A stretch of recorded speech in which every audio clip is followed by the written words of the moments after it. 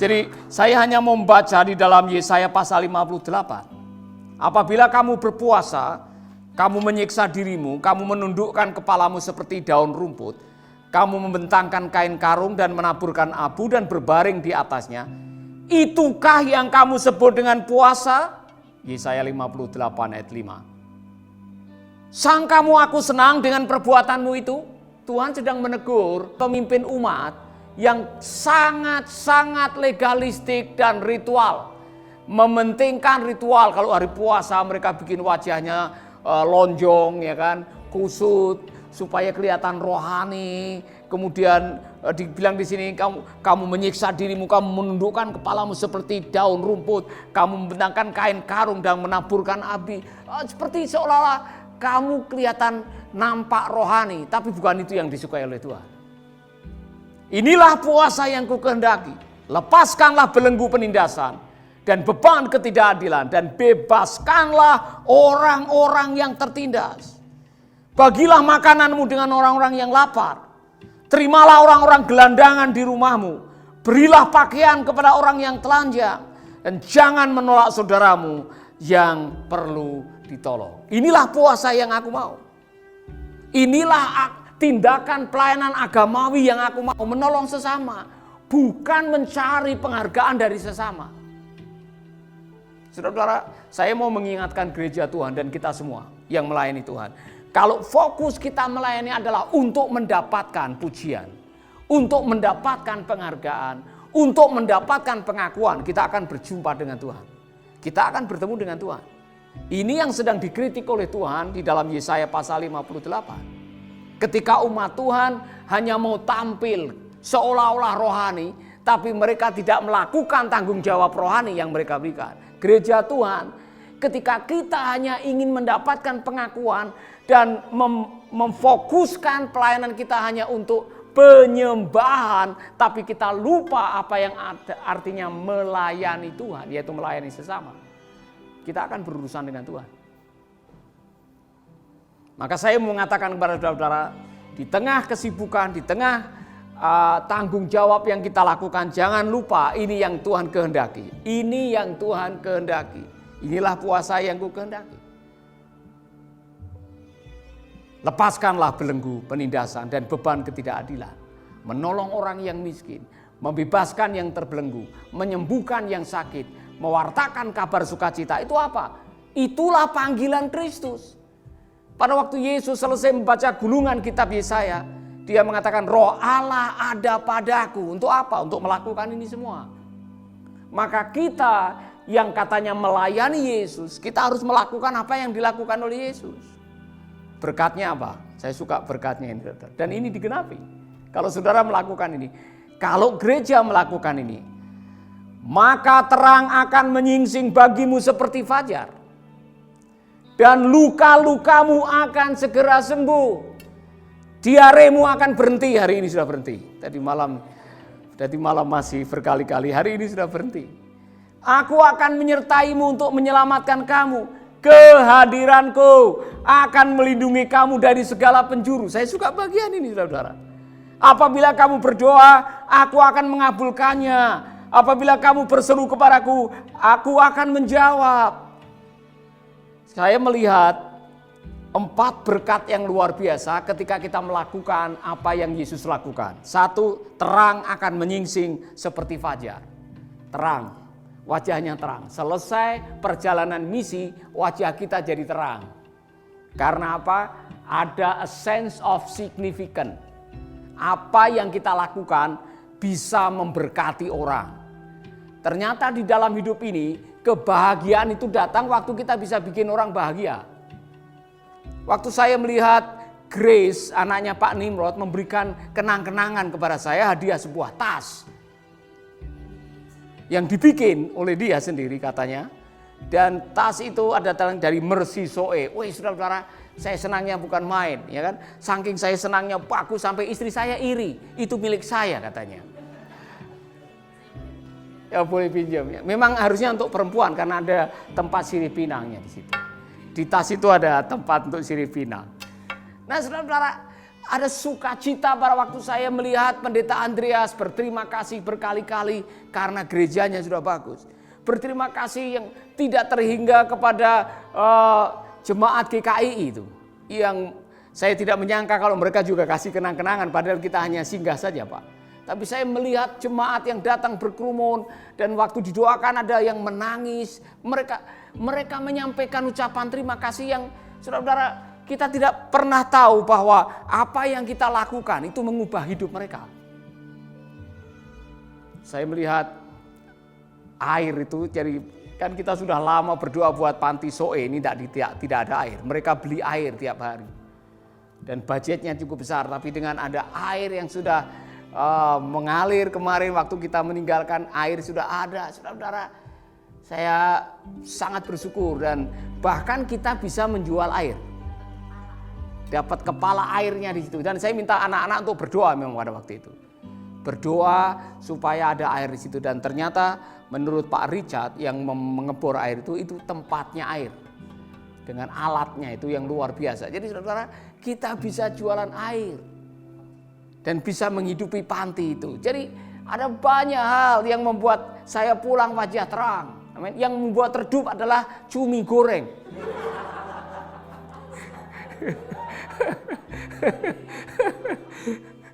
Saudara-saudara, tapi itu tidak membatasi sukacita kita. Saya masih berapi-api bagaimana mau kembali lagi untuk menolong mereka yang ada di sana. Saudara-saudara, maka terang akan menyingsing bagimu seperti fajar. Luka-lukamu akan segera sembuh. Sudah sembuh sekarang. Aku akan menyertaimu untuk menyelamatkan kamu. Tuhan menyertai kita. Tuhan menjaga kita. Tuhan melindungi kita.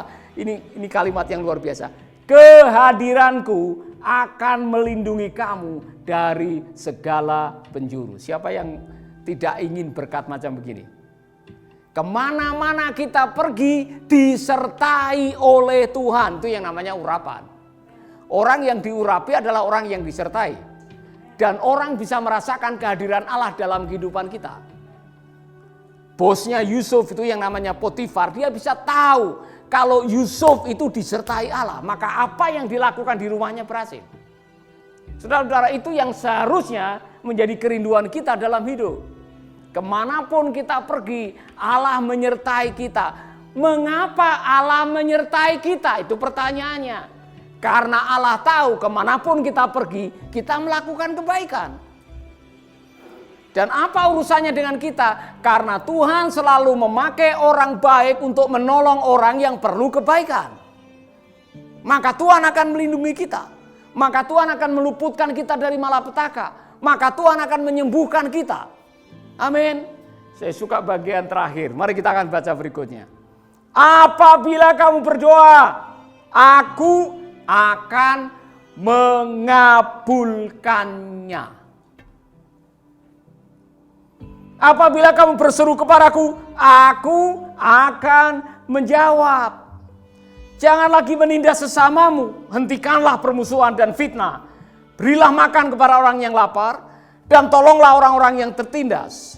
Kalau kamu berbuat begitu, dengar, kegelapan di sekitarmu akan menjadi terang siang. Ini yang saya rindukan. Saya pengen kegelapan di sekitar tempat-tempat yang kita tolong itu akan menjadi terang. Karena kita membuat terang di tempat-tempat di mana mereka memerlukan terang. Amin. Jadi kami sudah bicara nanti setelah ada air, itu Panti Soe akan menjadi tempat pembinaan hamba-hamba Tuhan. Jadi Pak Agus dengan Ibu Puri sudah sepakat nanti di tempat situ akan menjadi tempat pembinaan hamba-hamba Tuhan. Bukan hanya guru PAUD, tetapi hamba-hamba Tuhan seperti yang kita lihat, seperti Pak Otniel. Itu perlu disegarkan, saudara. Nanti saudara akan melihat Pak Otniel. Hati saya terganggu sekali melihat Pak Otniel. Saya sudah telepon Pak Nemo, segera beli kasur 3 buat hamba Tuhan ini. Saudara, tidur di atas galar. Saudara tahu galar? Bambu yang dibikini. Kemudian itu dindingnya sudah lubang-lubang, rumahnya sudah reot. Aduh, saudara. Kalau saudara masih bisa tidur di atas kasur, saudara harus bersyukur kepada Tuhan. Ini hamba Tuhan yang belasan tahun melayani, tidur di tengah situasi yang sangat mengenaskan. Saudara-saudara, ketika saya melakukan itu, saya yang diberkati. Kalau kamu berbuat begitu, kata firman Tuhan, maka kegelapan di sekitarmu akan menjadi seterang siang. Aku akan selalu membimbing kamu dan mengenyangkan kamu di tanah yang kering. Aku akan menjaga kamu supaya tetap sehat dan kuat. Kamu akan seperti taman yang cukup airnya, seperti mata air yang tidak pernah menjadi kering, segar terus. Saya kaget waktu seminar hamba Tuhan di Waingapu, ada seorang ibu yang mengatakan, "Bagaimana Bapak, saya tidak tahu anaknya sudah ada yang menikah tapi wajah seperti 17 tahun." Saudara, saya aja tidak percaya kalau wajah saya 17 tahun. Artinya wajah masih tetap kelihatan muda. Ya kan? Dan saya merasakan itu misi. Misi itu membuat Anda mendapatkan makna.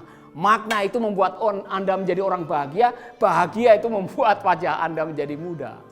Yang membuat wajah Anda tidak muda, kusut dan pucat itu cumi goreng itu. Cumi bakar. Saya suka ayat ini. Makanya saya mengatakan ketika kita, gereja Tuhan, para hamba Tuhan, para umat Tuhan melakukan apa yang Yesus lakukan, inilah yang Tuhan berikan kepada kita. Kamu akan seperti taman yang cukup airnya, seperti mata air yang tidak pernah menjadi kering. Saya suka ayat 12.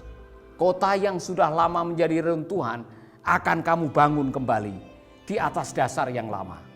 Kamu akan disebut bangsa yang membangun kembali tembok-tembok, membetulkan rumah-rumah yang hancur. Bedah gereja. Kita melakukan bedah gereja, membangun apa yang sudah hancur. Bahkan nantinya bedah pastori. Saya pengen sekali ada bedah pastori untuk Pak Otniel. Saya tergerak sekali, mungkin kita cari dana sendiri dengan cara yang berbeda untuk hamba Tuhan ini. Saya mau mengingatkan kepada Anda, mengapa Allah memelihara orang baik? Karena Allah perlu Anda untuk menolong orang baik. Allah perlu orang baik untuk menyalurkan kebaikan bagi orang-orang yang sedang memerlukan kebaikan. Dan berbahagialah Mercy Indonesia, berbahagialah Mercy Peduli. Saya berterima kasih untuk Anda semuanya. Terima kasih untuk semua staf, terima kasih untuk semua partner dalam negeri, luar negeri. Terima kasih untuk Kita Bisa.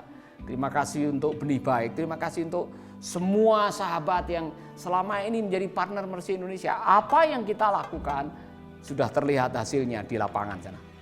Apa yang kita lakukan, kemanapun kita pergi, jangan lupa berbagi kebaikan. Jadi saya sedang terpikir nanti Mercy Singaraja atau Rumah Singaraja, selain untuk menjadi tempat untuk kita refreshing, bisa jadikan bisnis, tapi juga ada pelayanan di sana yang bisa memberkati orang-orang di sekitar rumah itu. Children Center atau tempat bermain, bimbingan belajar dan sebagainya. Saudara-saudara, apa yang kita lakukan, kemanapun kita pergi, kemanapun kita berbagi, Tuhan akan menyertai kita. Haleluya. Amin. Jadi jangan jemu-jemu berbuat baik. Karena kebaikan Anda diperhitungkan oleh Tuhan. Maka posisikanlah dirimu menjadi agen kebaikan. Jangan hanya menuntut untuk dibaiki oleh orang. Belajarlah berbuat baik karena yang membuat Anda bersuka cita, membuat Anda disembuhkan, membuat Anda diberkati, membuat Anda disertai, membuat Anda dilindungi dan diurapi oleh Tuhan adalah kebaikan saudara. Dengar baik-baik. Bukan gelar, bukan kepandaian, bukan kehebatan, bukan ketenaran, kebaikan. Maka inilah puasa yang kukehendaki. Lakukanlah kebaikan. Amin. Saya tidak tahu situasi saudara-saudara, tapi saya ingin kita semua berdiri pada hari ini. Saudara-saudara yang ada di rumah, mari kita berdiri juga. Saya mau kita mengatakan, Tuhan pakailah aku menjadi agen kebaikan. Pakailah aku menjadi saluran berkat. Pakailah aku khususnya di saat-saat situasi yang sulit seperti ini. Di saat-saat kita menghadapi dampak COVID yang belum akan segera selesai menurut apa yang saya dengar tadi malam. Tidak akan cepat selesai. Maka kita harus memikirkan mengapa saya masih diizinkan dan hidup. Mengapa Tuhan masih kasih kita kesempatan untuk hidup di dunia ini. Saudara-saudara, rencana Tuhan belum selesai lewat hidup kita. Yaitu apa? Melakukan kebaikan, melakukan kebaikan.